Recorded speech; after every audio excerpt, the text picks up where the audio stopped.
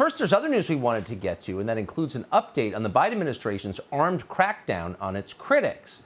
Earlier this month, a longtime FBI agent and SWAT team veteran called Steve Friend came forward to blow the whistle on what he has seen happen to the FBI under Joe Biden.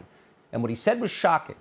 According to Agent Friend, Biden's FBI routinely uses heavily armed SWAT teams to raid the homes of American citizens who dare to criticize the administration. Now, to be clear, these are people who pose no danger to anyone. These are people who haven't even been accused, much less convicted, of a violent crime. So the point is not to bring justice. The point is to terrify and intimidate Joe Biden's political opponents. Hard to believe that's happening, but it is. Last year, to name just one example, the FBI's counterterrorism division raided the home of a 69-year-old Red Cross volunteer called Joseph Bolanos. An anonymous snitch had claimed that Bolanos was at the Capitol on January 6th. Not that he did anything violent, but that he was there. And turns out that wasn't even true. It was a lie. But the feds moved forward and destroyed Bolanos' life anyway. They showed up with guns, they stole his electronic devices, and they refused to return them. The whole experience was so traumatic that Joseph Bolanos suffered 2 strokes. Well, on September 19th, the FBI suspended Agent Steve Friend for daring to reveal what was happening, these abuses. Now, it's illegal under federal law to punish whistleblowers, but the FBI did it anyway.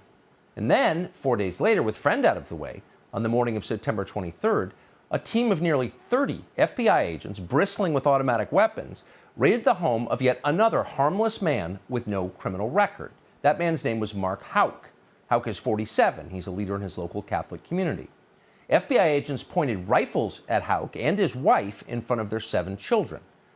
Once again, to be clear, Houck is not a terrorist. He's never been accused of terrorism. He is instead a pro-lifer. Houck founded an organization called the King's Men. It's a pro-life group that encourages men to be leaders in their communities.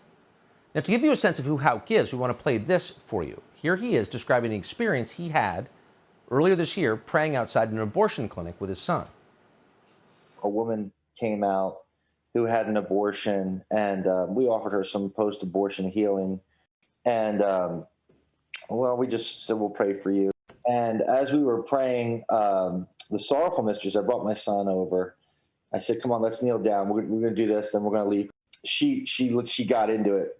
She started attacking us personally while we were praying the sorrowful mysteries. I said, son, this is what the Lord's talking about when he said, if they hated me, they're going to hate you. They persecuted me, they're going to persecute. I whispered this to him as she was spewing all this vulgarity onto him and me. And, I just told him, this is what it's going to take. This is what we have to do. This is part of the journey. So that's Mark Houck. Now, he's a religious man. Not everyone is a religious person. Not everyone agrees with Mark Houck. But there's no doubt that Mark Houck is a peaceful, is a nonviolent person. In October of last year, Houck was standing outside another abortion clinic in Pennsylvania. He was joined again by his 12-year-old son. That's when a man approached and began harassing the boy. So to defend his son, Houck pushed the extremist back. That was it. Local police looked into it. The district attorney's office looked into it. Nobody pressed charges against Mark Houck because it's not assault to protect your son from an extremist who's attacking him.